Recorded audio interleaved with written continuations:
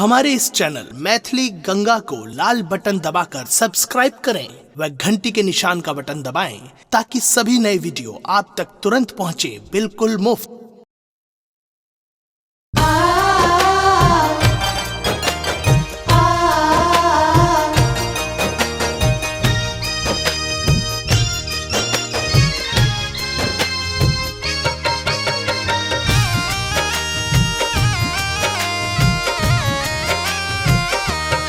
केहन भाई बहन के प्यार, रक्षा बंधन सन त्योहार। केहन भाई बहन के प्यार, रक्षा बंधन सन त्योहार। बहिनता की रहल छत बाट ई शुभ दिन में। बहिनता की रहल छत बाट ई शुभ दिन में।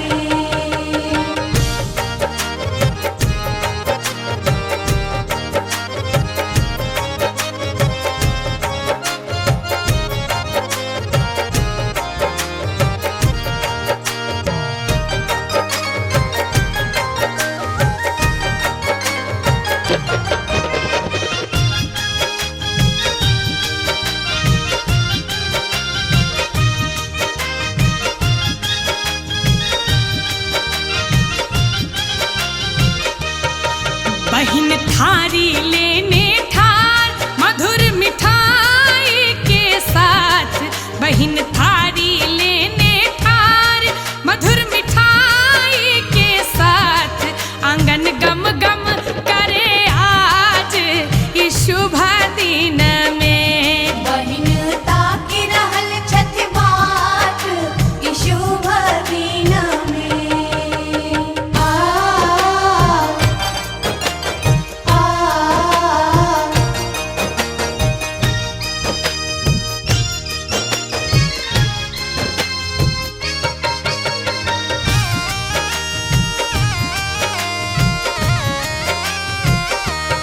पहिले आबै छलौ सबेर, एहि बेर किएक केलौ अबेर। पहिले आबै छलौ सबेर, एहि बेर किएक केलौ अबेर।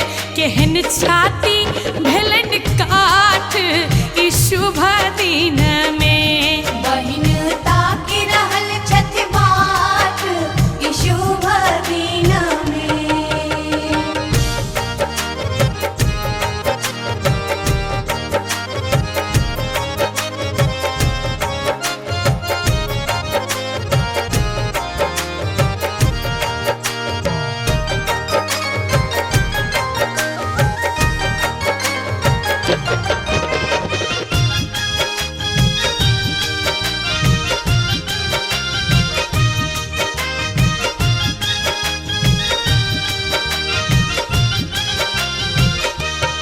राखी रेशम के डोर भैया जल्दी आबू भोर।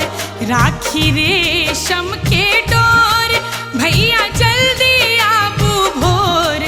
बहिन बाट जो है ई शुभ दिन में। बहिनता की रहल छत बाट ई शुभ दिन में।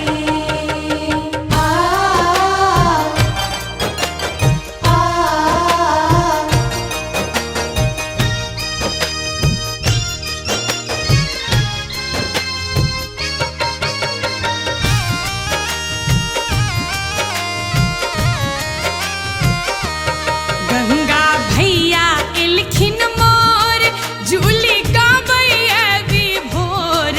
गंगा भैया एलखिन मोर, जूली गाबै अभी भोर।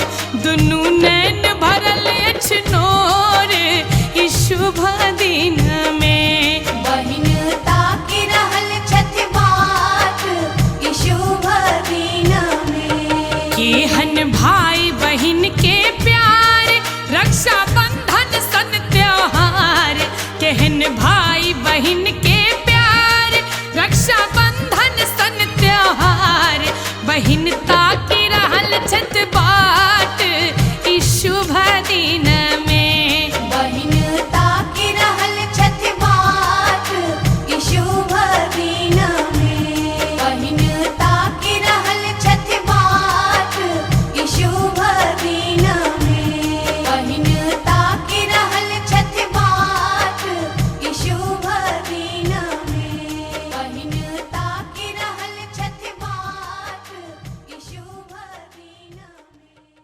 हमारे इस चैनल मैथिली गंगा को लाल बटन दबाकर सब्सक्राइब करें व घंटी के निशान का बटन दबाएं ताकि सभी नए वीडियो आप तक तुरंत पहुंचे बिल्कुल मुफ्त।